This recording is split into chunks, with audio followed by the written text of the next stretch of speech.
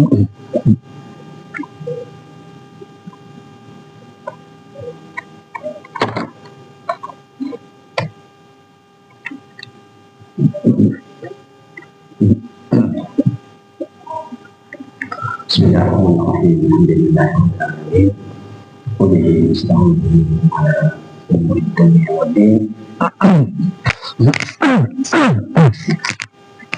Wassalatu wassalamu ala rasulil karim wa ala alihi wa sahbihi ajma'in.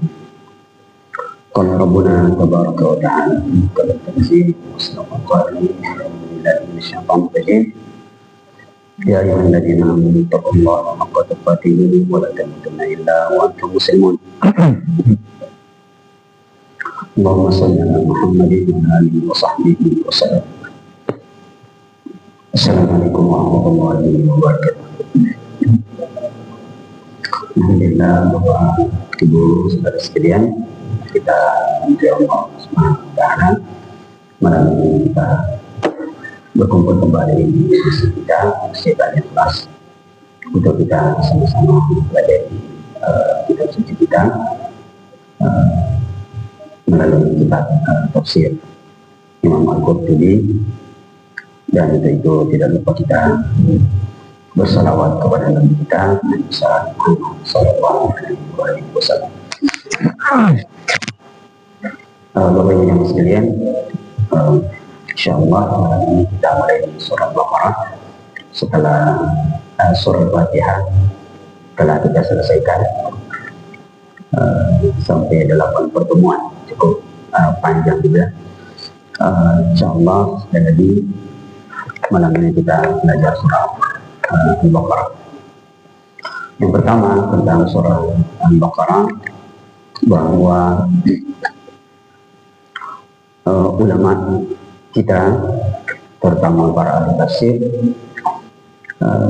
bersepakat bahwa surah ini adalah surah Madaniyah, surah yang diturunkan di kota Madinah. Bahkan dikatakan inilah surah yang pertama kali turun di kota Madinah, kecuali satu ayat dalam surah Al-Baqarah, yaitu wattaqu yawman turja'una fihi ila Allah. Ini yang pertama. Yang kedua, surah Al-Baqarah ini, Bapak Ibu sekalian, mengandung beberapa faedah, beberapa keutamaan dan kemuliaan. Yang pertama kita sebutkan yang penelitian di Indonesia beberapa tahun lalu. Teman kami di Jogja beritahu bahwa ada satu peneliti di Jogja meneliti Al-Quran dan memfokuskan pada surah Al-Baqarah. Ternyata kesimpulannya adalah bahwa surah ini memiliki keunikan, di mana siapa saja yang menguasai surah Al-Baqarah dengan terjemahannya, maka dia akan mudah memahami surah-surah selanjutnya dalam Al-Quran. Itulah sebabnya kata kawan kami bahwa di beberapa pesantren dan sekolah di Jogja itu mewajibkan anak-anak murid mereka untuk mempelajari terjemahan surah Al-Baqarah, karena itu akan mudah untuk mereka memahami. Disebutkan 80% kata-kata yang ada dalam surah Al-Baqarah itu berada pada surah-surah yang lain. Nah, itu akan memudahkan seseorang untuk memahami isi Al-Quran. Berikutnya, Bapak Ibu jamaah sekalian, kita baca beberapa hadis yang menerangkan tentang keutamaan surah Al-Baqarah. Yang pertama, Rasulullah SAW bersabda, Inna Allah khatama Al-Baqarah bi ayatain. Sungguh Allah menutup surah Al-Baqarah dengan 2 ayat. A'tanihima min kanzihi alladhi tahtal arsy. Yang 2 ayat itu khusus datang dari perbendaharaan Allah Subhanahu wa taala, dari arasnya. Fata'allamuha, maka pelajarilah 2 ayat terakhir surah Al-Baqarah. Wa allimuhunna nisa'akum, dan ajarkanlah istri-istri kalian 2 ayat terakhir surah Al-Baqarah ini. Wa abna'akum, dan anak-anak kalian. Fa innahuma salatu wa qira'ah wa du'a, karena isi dari 2 surah, di 2 ayat surah Al-Baqarah itu adalah salat. Ya, maksudnya ketika kita membacanya, kita mendapatkan pahala seperti orang yang salat. Wa qira'ah, dia menenangkan kita ketika membacanya. Wa du'a, isinya adalah doa-doa kepada Allah Subhanahu wa taala. Itu yang pertama, keutamaan surah Al-Baqarah. Kemudian berikutnya di hadis lain yang sandingkan dengan surah Al-Imran, Rasulullah mengatakan, Iqra'u az-Zahrawain, bacalah 2 surah yang disebut sebagai Zahrawain, yaitu Al-Baqarah dan Ali Imran. Kenapa? Rasulullah mengatakan, fa innahuma ya'tiyani yaumal qiyamah ka'annahuma ghamamatan. Bacalah selalu 2 surah ini, surah Al-Baqarah dan surah Ali Imran, karena nanti di hari kiamat dia akan datang seperti awan yang akan menaungi orang yang selalu membacanya. Ini keutamaan hadis kedua. Ya. Berikutnya keutamaan surah Al-Baqarah. Rasulullah mengatakan, dan hadisnya sahih, Iqra'u surat Al-Baqarah, bacalah selalu surah Al-Baqarah. Fa inna akhdaha barakah, karena mengambilnya, mengambilnya maksudnya kontinu membaca surah Al-Baqarah mendatangkan keberkahan.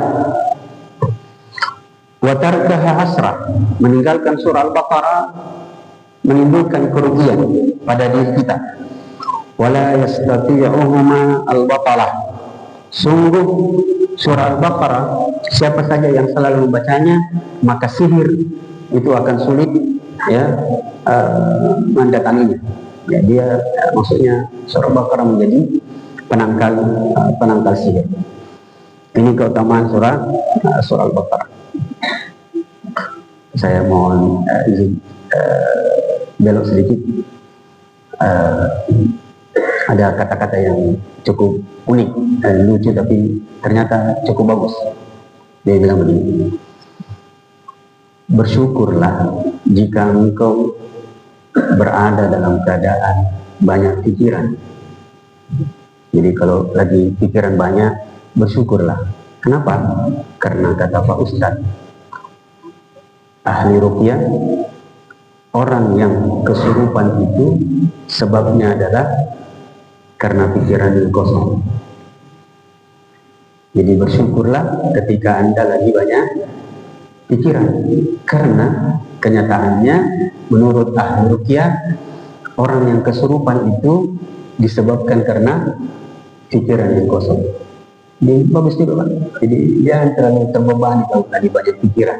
Bagus sih, daripada kosong pikiran, bisa kesurupan, bisa kena jin. Ya. Ini kalau sekalian beberapa keutamaannya. Kita baca hadisnya, ada 2 lagi. Berikutnya Rasulullah bersabda, la taj'alu buyutakum maqabir, jangan jadikan rumah kalian seperti kuburan. Inna syaitana yafirru minal baiti alladhi tuqra'u fihi suratul Baqarah, jangan jadikan rumah kalian seperti kuburan. Sesungguhnya setan akan lari dan menghindar dari rumah yang dibacakan surah Al-Baqarah. Di sini stresinya kita dengar kembali, Bapak Ibu sekalian. Rasulullah mengatakan setan akan lari dari rumah yang dibacakan padanya surah Al-Baqarah. Jadi bukan surah Al-Baqarahnya atau ayat kursinya sekedar dipajang-pajang di dinding. Ada cerita dari teman,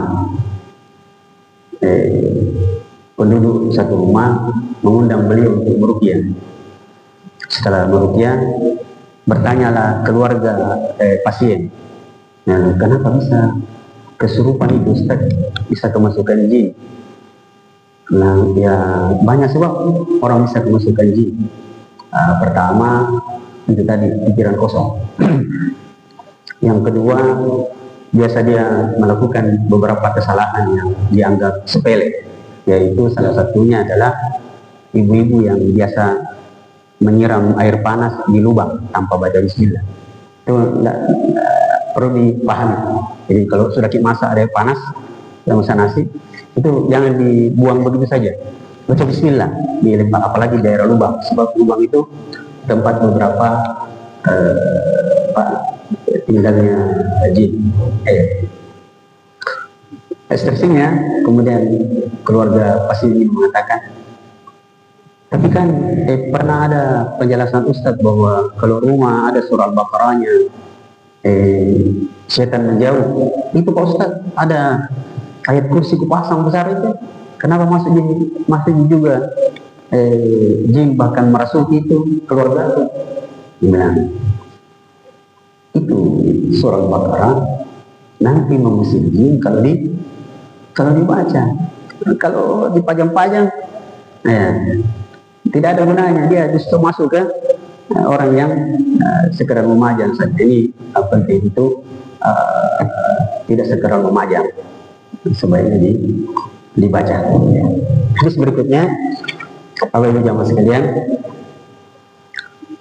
yang mirip teksnya, Rasulullah bersabda sangat sahih, "Man bayyin yuqra'u fihi suratul Baqarah illa kharaja minhu syaitan wa lahu durab." Tidaklah satu rumah dibacakan padanya surah Al-Baqarah kecuali setan akan lari keluar dari rumah itu dalam keadaan terkentut-kentut. Ini memberikan petunjuk bahwa setan itu punya wujud. Setan punya wujud. Saya pernah dialog dengan seorang dosen, profesor. Dia bilang, dia tanya saya, apakah setan itu punya wujud? Saya bilang, punya. Dia punya wujud. Ya, banyak hadis. Dia bilang, Anda bisa datangkan hadisnya. Saya bilang, salah satunya Rasulullah mengatakan, la ta'kulu bishimal. Jangan engkau makan dengan tangan kiri. Fa inna syaitana ya'kulu bishimal. Setan itu makan dengan tangan kiri. Makan dan minum. Jadi bukan cuma makan, minum tidak boleh tangan kiri. Minta maaf Pak, saya agak bela-bela sedikit. Ada saudara-saudara kita, kalau makan betul dia makan tangan kanan, tapi kalau minum dia pegang gelas ini begini. Ketika ditegur, tidak boleh minum tangan kiri, dia kasih begini Pak. Ini tetap tangan kiri, lalu dia kasih begini. Ini bukan tak minum tangan kanan namanya, ini tetap minum tangan kiri. Yang tangan kanannya kasih begini namanya kalasi. Nah, tidak boleh. Biasanya alasannya kotor kustas. Kalau dipegangi gelas pakai tangan kanan kotor. Yang mana lebih bagus? Anda mengotori gelas itu dengan tangan Anda atau Anda mengotori sunnah dan perintah Nabi Sallallahu Alaihi Wasallam? Ini perlu kita pahami. Dan juga sebenarnya pegang gelas kalau tangan kita kotor kan gampang. Dikasih begini saja. Dikasih begini, kan tidak perlu begini. Dan saya rasa kalau kita yang sudah dewasa tentu makannya tidak begini toh, tidak seperti anak-anak yang makan begini. Yang kotor kan tangan kita paling jari-jarinya saja. Nah ini saudara sekalian yang perlu dipahami, karena saya mesti lihat ada beberapa orang bahkan biasa ceramah, Ustaz, kenapa gitu Ustaz? Begitu dia pegang ini, dia mau minum, Ustaz, ini tangan kanan, kasih begini tangan kanan. Saya bilang, kalau saya itu tangan kiri itu Ustaz, itu kalasi tangan kanan tadi, dipegang saja. Nah ini, akhirnya bapak itu tetap, karena dia profesor, dia akhirnya tetap berkeras, tidak ada itu setan, tidak ada wujud. Setan itu cuma sifat. Saya bilang, memang Pak, setan itu ya dalam bahasa Arab itu asal katanya syatana. Syatana sesuatu yang jauh. Kalau dalam bahasa Arab al-hablul syatan, setan yang yang tali yang dilempar jauh. dinamakan syaitan itu karena dia jauh dari rahmat Allah Subhanahu wa Ta'ala. Makanya dinamakanlah syaitan, dan syaitan pasti masuk neraka. Itulah sebabnya salah seorang profesor di UI, mantan rektor sudah meninggal, Profesor Muin Salim, beliau mengatakan syaitan itu asal katanya syata, sesuatu yang terbakar. Makanya sate dinamakan sate karena dia dibakar. Maka hati-hati makan sate. Tapi beliau bercanda. Insya Allah orang yang beliau sangat tawadhu. Alhasil kita kembali ke hadisnya. Rasulullah mengatakan, "Man baikun kudasa yuqra'u fi suratul Baqarah illa kharaja minhu syaitan wa lahu durab." Kecuali setan akan lari terbirit-birit keluar dari rumah itu dalam keadaan tertutup. Dalam hadis yang lain Rasulullah kemudian menyebut keutamaan surah Al-Baqarah yang lain. Beliau mengatakan, "Inna likulli syai'in sanaman." Sesungguhnya segala sesuatu ada puncaknya. Ada puncaknya. Wa inna sanamal Quran suratul Baqarah, dan puncak atau mahkota Al-Quran berada di surah Al-Baqarah. Ya. Itu hadisnya. Yang terakhir kita buat pertanyaan. Tadi hadis-hadis yang kita sebut Bapak Ibu, bahwa siapa yang membaca surah Al-Baqarah dia akan mendapatkan keutamaan ini dan itu. Sekarang pertanyaannya adalah, apakah hadis itu membaca surah Al-Baqarah harus dibaca setiap hari, dan apakah surah Al-Baqarah yang dimaksud dibaca setiap hari itu harus betul-betul selesai dari ayat 1 sampai habis 285, sekitar 2,5 jam? Jawabannya ternyata berita gembiranya Bapak Ibu, bahwa membaca surah Al-Baqarah yang dimaksud dalam hadis-hadis tadi supaya kita mendapatkan keutamaan tidak mesti membaca dari awal ayat sampai 285. Ya, karena kalau setiap hari harus dibaca surah Al-Baqarah sebanyak itu 2,5 jam. Ayat setengah mati Ustaz. Kalau setiap hari dibaca Al-Baqarah tidak bisa kita di kawannya. Mengaji kita 30 juz, kita target 1 bulan. Nah, ternyata Imam Al-Qurtubi mengutip riwayat bahwa tidak mesti membaca 285 ayat surah Al-Baqarah sehingga bisa dikatakan telah membaca surah Al-Baqarah tiap hari. Cukup dengan membaca 10 ayat yang dipisah-pisah. Jadi di sini dikatakan, yang pertama dari surah Al-Baqarah kita membaca 10 ayat. Dari 10 ayat itu yang dimaksud adalah 4 ayat pada awal surah. Jadi masuk alif lam mim, ini dia 5.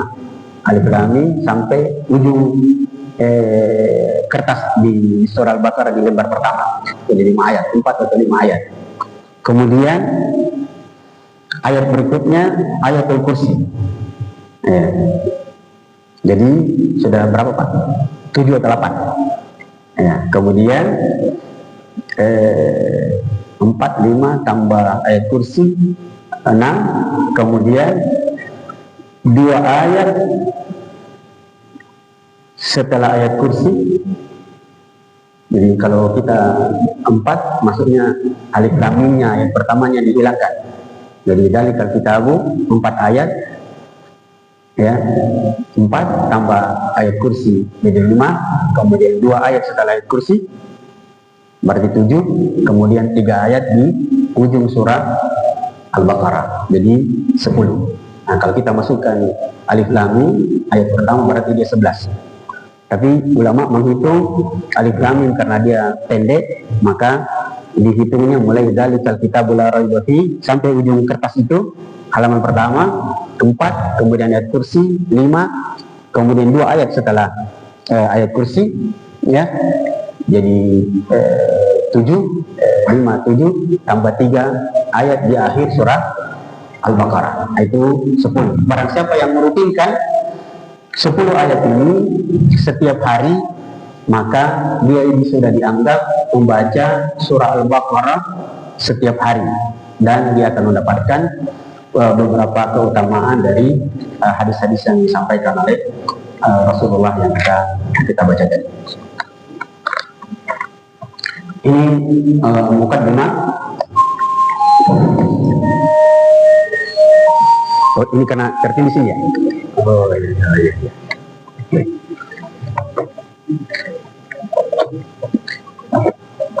Baik. Yang berapa waktu siapa? Masih lama. Karena saya ada pertanyaan Bapak kita beberapa pekan lalu perlu kita jawab. Baik. Kita mulai di surah Al-Baqarah. Satu ayat atau dua ayat, nanti sisanya kita akan jawab. Itu tadi beberapa hadis-hadis Nabi yang menyebutkan tentang keutamaan surah Al-Baqarah. Berikutnya, mari kita lihat ayat pertama. Allah berfirman, Bismillahirrahmanirrahim. Alif Lam Mim. Ulama berbeda pendapat, dua versi tentang makna Alif Lam. Sebagian ulama mengatakan Alif Lam Mim adalah rahasia Allah. Tidak ada yang tahu apa artinya, apa maknanya. Itu rahasia Allah Subhanahu wa ta'ala. Tapi ada versi yang lain yang disebutkan oleh Imam Al-Qurtubi, juga oleh Imam Katsir, bahwa Alif Lam Mim memiliki minimal dua terjemahan. Yang pertama, alifnya adalah Allah, lamnya adalah Jibril, mimnya adalah Muhammad. Itu makna yang pertama. Jadi kalau ada yang menjelaskan bahwa Alif Lam Mim itu ada maknanya, maka itu benar, sebab diriwayatkan juga oleh beberapa ulama tafsir. Alifnya Allah, lamnya Jibril, mimnya Muhammad. Jadi Allah yang menurunkan wahyu dibawa oleh Jibril, disampaikan kepada Muhammad. Dalam penjelasan yang lain, Alif Lam Mim itu maksudnya Anallahu a'lam, sayalah Allah yang maha tahu. Itu Alif Lam. Alhasil tetap terjadi polemik di antara para ulama sejak zaman dahulu kala, apakah huruf-huruf seperti ini dalam Al-Quran memiliki makna atau dia rahasia Allah Subhanahu wa ta'ala. Yang lebih kuat sebenarnya bahwa dia dikembalikan kepada Allah, bahwa itu adalah rahasia, karena dia disebut sebagai huruful muqatta'ah. Huruful muqatta'ah, huruf-huruf hijaiyah yang disatukan menjadi satu ayat yang fungsinya sebagai mukjizat. Jadi Alif Lam Mim sama dengan ayat-ayat yang lain yang merupakan kumpulan satu atau dua huruf, itu adalah mukjizat dan rahasianya dari Allah. Salah satu makna mukjizatnya, Bapak Ibu sekalian, huruf-huruf seperti ini adalah bahwa dia dirangkai dari beberapa huruf hijaiyah untuk membuktikan bahwa tidak seorang pun di dunia ini sejak diturunkan kepada Nabi Muhammad sampai hari kiamat nanti ada orang yang sanggup mendatangkan ayat yang semisal dengan Al-Quran, bahkan yang mirip dengan Al-Quran, sekalipun mendatangkan satu ayat, satu huruf pun tidak akan sanggup. Mari kita coba buktikan Bapak Ibu sekalian. Ada ayat dalam Al-Quran satu huruf, Nun, satu lagi, Qaf, satu huruf.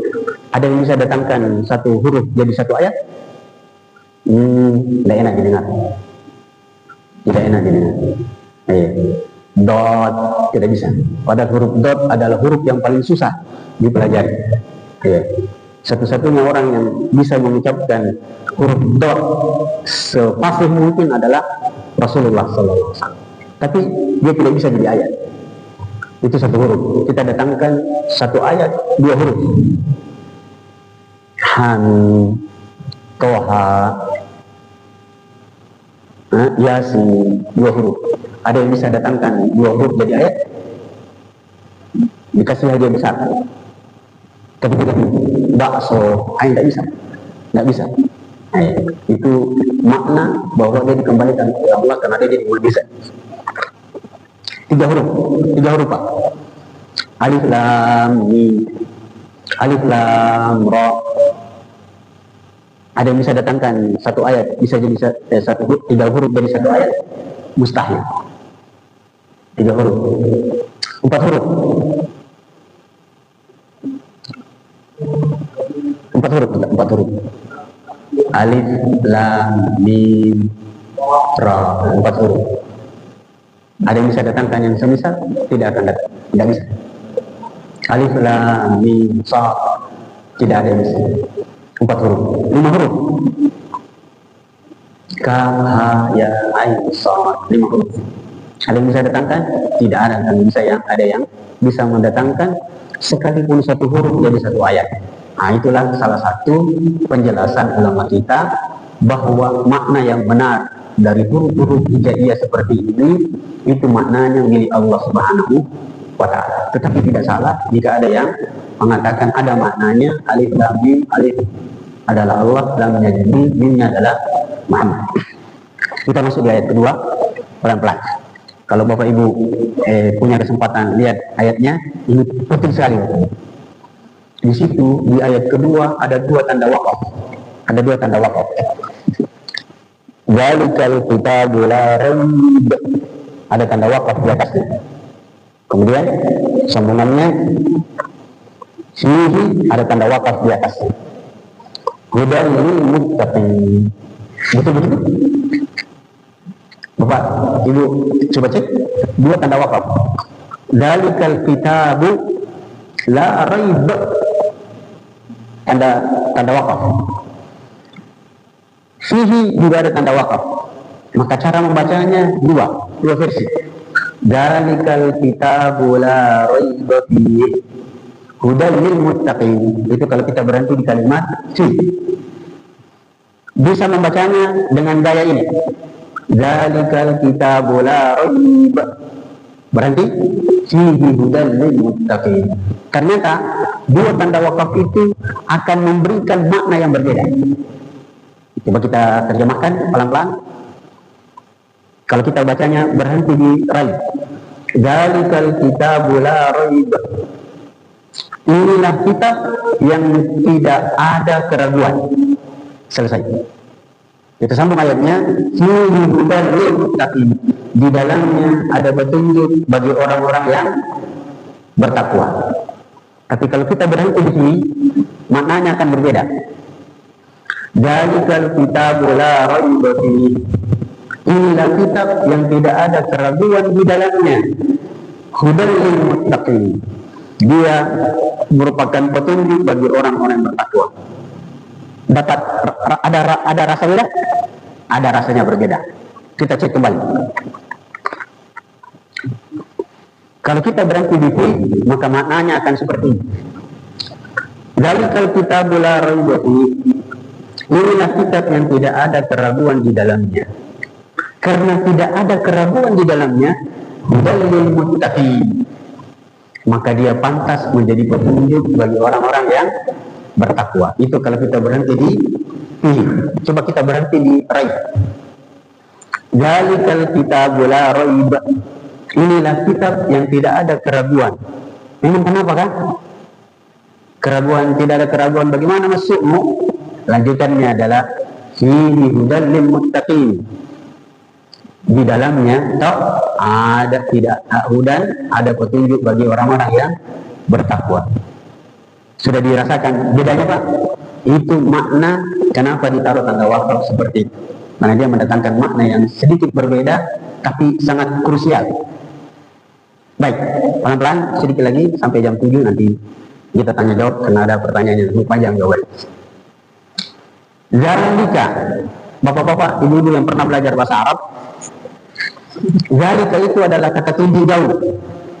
Kalau kita bahasa Arab, kalau ini bendanya dekat, kita bilang hada.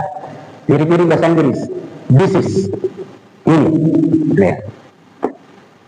Kalau kita bilang this is water, ini adalah air. Tapi kalau kita kata tunjuk bahasa Inggris, that is. Sama bahasa Arab. Zalika, kata tunjuk jauh, itu adalah. Kalau kata tunjuk dekat, itu menggunakan hadal kitab. Hebatnya, kalau Bapak sekali lagi, Ibu sekali lagi lihat terjemahan, di situ terjemahannya akan mengatakan inilah, betul? Inilah. Padahal dia menggunakan kata tunjuk jauh. Harusnya terjemahan menjadi itulah Quran, tapi terjemahannya menjadi inilah. Kenapa begitu? Yang pertama, sengaja dipakai kata tunjuk jauh karena memang orang Arab biasa menggunakan kalimat kata tunjuk jauh untuk sesuatu yang dekat, supaya yang jauh itu terasa dekat, dan itu ada dalam gaya bahasa orang Makassar, orang Indonesia secara umum ada. Bapak Ibu, yang mana lebih dihormati dan lebih dimuliakan ketika kita bertamu di rumah orang atau ada yang bertamu di rumah kita, tamu jauh atau tamu dekat? Tamu jauh kan? Padahal dia orang dekat, tetangga di sebelah. Assalamualaikum. Waalaikumsalam. Siapa? Tamu jauh. Padahal dia orang dekat. Begitulah kalimat ini. Dzalikal kitabu, dia jauh tapi diterjemahkan menjadi hada supaya yang jauh itu terasa dekat. Itu pertama. Yang kedua, kenapa menggunakan isyarat jauh? Isyarat jauh karena memang Quran ini datangnya dari tempat yang sangat jauh. Dari mana? Dari Lauhul Mahfuz, dekat arasnya Allah Subhanahu wa Ta'ala, yang jarak antara bumi ke langit itu membutuhkan 50.000 sana, 50.000 tahun perjalanan dari bumi ke langit, 50.000 tahun jauh. Maka maknanya kenapa menggunakan isyarat jauh? Supaya Anda bisa menghormati sesuatu yang datang dari jauh. Masa orang datang jauh-jauh datang baru kau tidak hormati? Begitulah maknanya Quran. Quran ini sudah dekat sama kamu nih. Inilah Quran. Dia datang dari jauh, hormati. Itulah Bapak Ibu jamaah sekalian, ya, yang perlu kita pahami kenapa menggunakan kalimat isyarat jauh. Itulah sebabnya salah satu bentuk perlakuan yang menunjukkan penghormatan terhadap Quran adalah tidak boleh menempatkan Quran di bawah benda. Tidak boleh. Dia harus ada di atas. Harus ada di atas. Jadi benar orang-orang tua kita, kalau dia ada lihat Quran, baru ada buku di atasnya, marah atau di bawah. Kita sekarang ini banyak-banyak kalau mengaji Quran taruh dekat kaki. Ada atas. Itu tidak memuliakan Al-Quran. Tidak memuliakan. Makanya wajar orang-orang tua kita dulu kalau mau mengaji nak kasih begini dulu Gini, sayangnya nak kasih begini ketika mau mengaji, tapi kalau mengaji nak taruh di kaki taruh di bahata Pak, di atas sedikit Ibu, jangan ditaruh di kaki. Makanya bagus ada meja-meja. Ini yang perlu kita pahami. Dzalikal kitab, inilah kitab la raiba fihi, yang tidak ada keraguan di dalamnya. Satu-satunya kitab yang pemiliknya berani memberikan garansi bahwa tidak ada keraguan di dalamnya cuma Al-Quran. Tidak ada keraguan di dalamnya. Maka kalau ada orang meragukan Al-Quran, otomatis kafir. Kafir Pak, meragukan Al-Quran. Satu huruf meragukan Al-Quran, kafir. Kalau dia mati tidak bertobat, bebas tes masuk neraka. Itu yang perlu kita pahami. Saya kira ini sudah ada syarat pertanyaan, tapi saya tutup dulu, kemudian izinkan saya menjawab pertanyaan yang disampaikan oleh Bapak kita. Mudah-mudahan masih ingat Pak ya.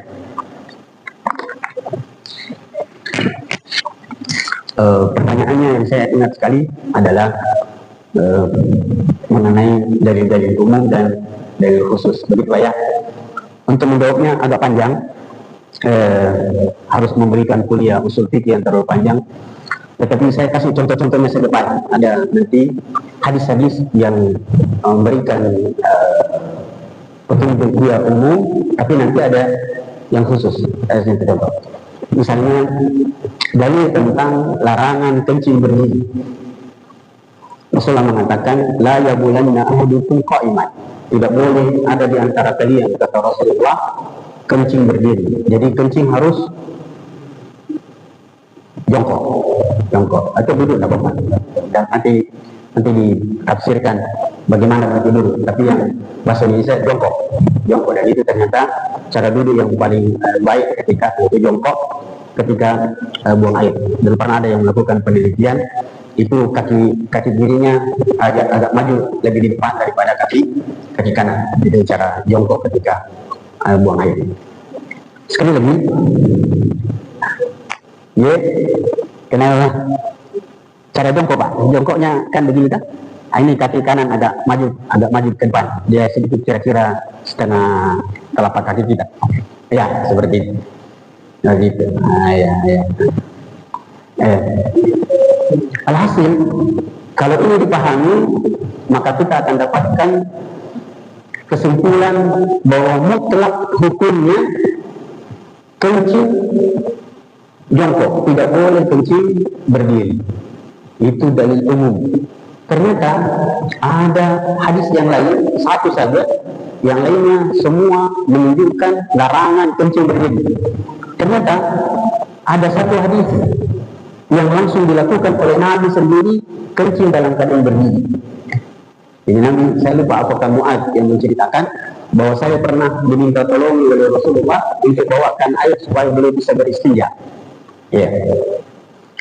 Sebelum saya lanjut, seperti yang kita sampaikan, salah satu kemujizatan Nabi SAW, beliau kalau buang air, kotorannya langsung hilang, langsung ditelan dulu, maka tidak ada aroma terapi yang keluar, tidak ada, langsung hilang. Alhasil, tadi dari umum larangan mutlak untuk buang air berdiri. Alhamdulillah ini datang dari khusus bahwa boleh kencing berdiri, di bahasa ulama dijelaskan bahwa kalau berada dalam keadaan yang normal, maka tidak boleh kencing berdiri. Tapi kalau berada dalam keadaan darurat, maka boleh berdiri. Misalnya kita masuk di bandara, mau buang air, semua klosetnya, toiletnya tertutup. Ya, ada semua di sini. Yang ada tinggal yang tempat berdiri itu. Apa bahasa Inggrisnya itu bahasa? Ya, urinary yang standing itu. Ini kalau tidak ditahu bahwa ternyata boleh, balasannya harus kencing jongkok beda. Nah, ini tidak bisa, ini bahaya. Maka kita berada saat itu dalam keadaan darurat, maka boleh kencingnya dalam keadaan berdiri. Dengan satu syarat penting, bahwa tidak boleh masuk ke tempat buang air itu kencing itu berdua. Tidak boleh berdua. Biar alasannya bilang sama-sama laki-laki, Ustaz, tidak boleh. Karena jangankan masuk berdua, Rasulullah mengatakan la yadkhulul al-khala ithnan wa la yatakallam fa inna Allah yanfutu ala dzalik. Jika kalian masuk ke dalam toilet, jangan berdua dan jangan berbicara ketika buang air. Nah, ini banyak Pak anak-anak muda kencing sambil bicara, sambil ada hal-hal yang sedikit isi kita. Itu tidak boleh. Anak muda ya, sama-sama dengan laki-laki, tidak boleh. Itu Pak, dalil umum, dalil khusus. Saya kasih contoh lagi yang agak mudah tentang makanan. Coba kita baca ayat ini, kulu mimma fil ardi halalan thayyiban. Ada satu ayat lagi, huwallazi khalaqa lakum ma fil ardi jami'an. Dialah Allah yang menciptakan untukmu semua yang ada di bumi. Ayat ini, dua ayat ini adalah dalil umum yang memberikan petunjuk kepada kita bahwa semua yang ada di bumi ini, selama dia berupa makanan, maka makan saja. Makan saja. Ternyata ada dalil khusus yang mengkhususkan bahwa tidak semua makanan boleh dimakan. Seperti ayat yang mirip-mirip ini, hurrimat alaikumul maitah wad-dam wa lahmal khinzir. diharamkan bagi kalian ya bangkai, darah